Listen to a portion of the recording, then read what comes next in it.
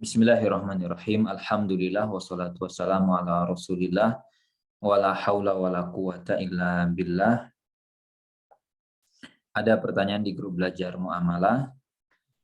Assalamualaikum warahmatullahi Ustadz. Semoga antum dan rekan-rekan di grup ini selalu dijaga keberkahan ilmunya oleh Allah. Allahumma amin. Demikian juga untuk yang bertanya. Ingin bertanya tentang akad ijarah, Ustadz, yakni tentang ujroh yang tergantung dengan sales atau revenue atau omset. Bagaimana hukumnya? Apakah goror besar secara mutlak atau ada yang boleh? Soalnya kalau A seorang karyawan di kantor atau OB digaji berdasarkan persen dari omset perusahaan, ini goror. Sedangkan kalau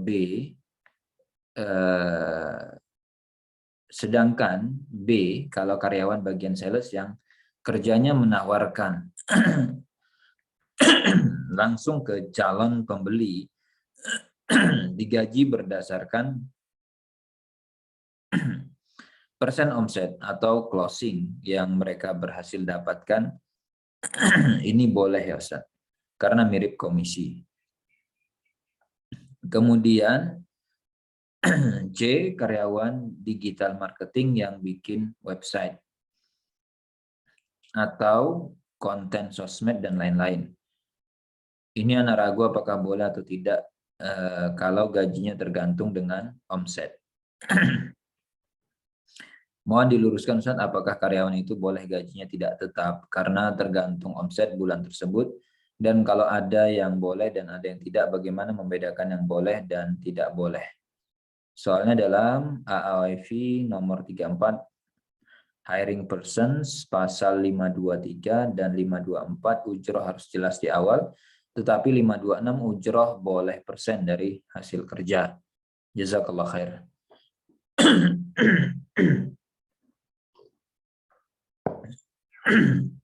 Baik. Masalah ujroh atau masalah gaji tadi sudah disampaikan di awal harus jelas ya. Jelasnya di awal itu si karyawan dia tahu. Jelas itu kamu nanti per bulan itu pakai fix angkanya atau pakai persen.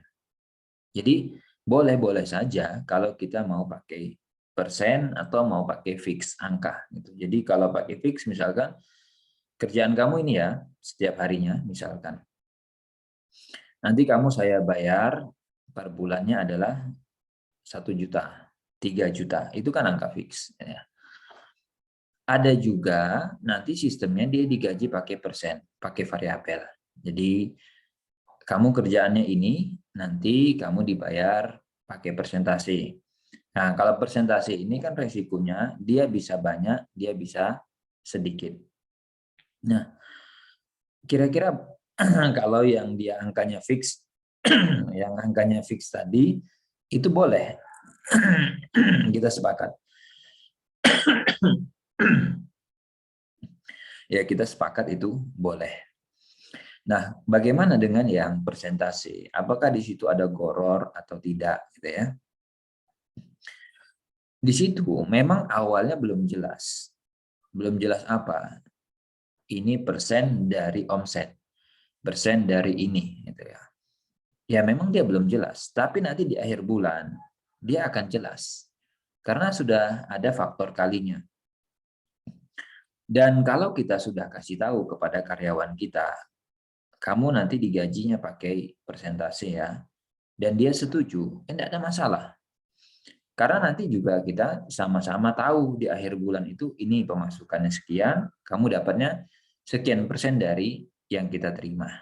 Ya, tinggal nanti mau pakai profitnya atau pakai omset kasar kotornya. Itu tentu beda presentasinya nanti. Karena kalau yang kotor itu kan dia masih dipotong biaya operasional dan biaya produksi atau yang lain gitu ya.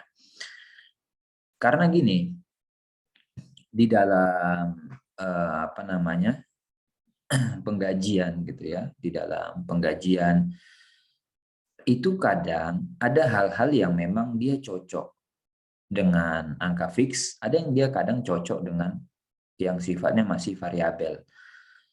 Apalagi gini, biasanya untuk usaha-usaha yang baru mulai gitu ya, usaha-usaha yang baru buka, kadang seperti di rumah makan itu. Di rumah makan itu atau mungkin di usaha-usaha yang baru mulai. Kalau dia harus pakai angka fixed cost, misalkan per bulan kamu 3 juta, kamu 3 juta, kamu 3 juta. Ini kita nggak tahu loh, kadang bisa aja nggak ada customer, nggak ada yang datang atau nggak mencapai target. Maka boleh owner mengatakan, ini perusahaan kita, usaha kita masih baru mulai, belum jelas. Jadi nanti gaji kalian itu pakai persen ya. Pakai persen itu nanti berapa pemasukan kita hari ini, ya kamu dapatnya sekian persen, bagian dapur.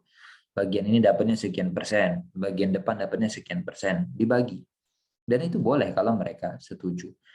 Tapi nggak jelas, iya, nanti bakal jelas dia ketika ketemu angkanya. Itu zolim. Nah, zolim dari mana? Kalau dia tahu dan dia ridho, nggak ada yang dizolimi. Nah, jadi kalau dibilang nggak jelas, nanti dia bakal jelas kok, gitu ya. Kapan? Begitu ketemu faktor kalinya.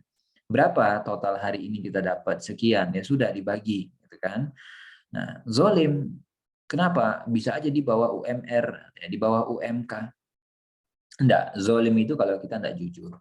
Zolim itu kalau kita kemudian tidak terbuka, enggak kasih tahu. Ya.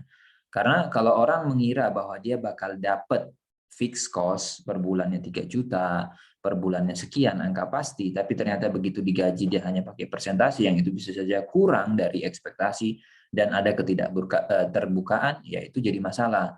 Tapi kalau kita sampaikan di awal, kita ini modelnya di perusahaan kita begini, kamu mau enggak? Kamu setuju enggak? Kalau dia setuju, selesai masalahnya. Jadi zolim itu ketika apa? Itu ada orang lain kan. Kalau dia sudah ridho, dia setuju, ya enggak apa-apa, saya pakai persentase juga. Niat saya itu kerja di sini kok bukan cuma untuk profit, bukan cuma untuk materi. Saya niatnya juga pengen belajar dan yang lain. Selesai masalahnya gitu. Jadi masalah gorornya selesai, masalah zolimnya juga selesai gitu loh. Paham ya? Jadi di dalam mudorobah juga sama kan. Nah, kalau kita mau tarik ijaroh sama mudorobah itu sebenarnya mirip-mirip aja gitu loh. Mirip-mirip aja dia. Jadi 11-12 saja itu. Karena kalau nanti kita tidak boleh ya pakai persentase ngitungnya, gitu ya, nanti mudorobah juga jadi masalah. Jadi kalau ditanya harus jelas di awal tadi disampaikan, iya di awal kan jelas itu dia sampaikan. Kamu bakal dapat sekian. Nah, kemudian kalau nanti dia zolim, ya zolim jawabannya tadi sudah jelas. Apa namanya? Selama dia ridho, selama dia menyetujui, nah tidak ada masalah. Itu yang bisa disampaikan, yang bisa dijelaskan terkait dengan masalah ini. Jadi apakah harus fixed cost? Wallahu alam. Sebatas yang saya tahu tidak harus. Gitu ya. Jadi selama tadi sudah ada kesepakatan, persetujuan, keterbukaan, kejelasan, insya Allah tidak ada pihak yang dizolimi dan dirugikan, ya selesai masalahnya. Karena hukum asalnya itu sah-sah saja dan mubah-mubah saja. Demikian wallahu taala alam bisawab, semoga menjawab pertanyaan yang diajukan. Demikian, semoga bermanfaat.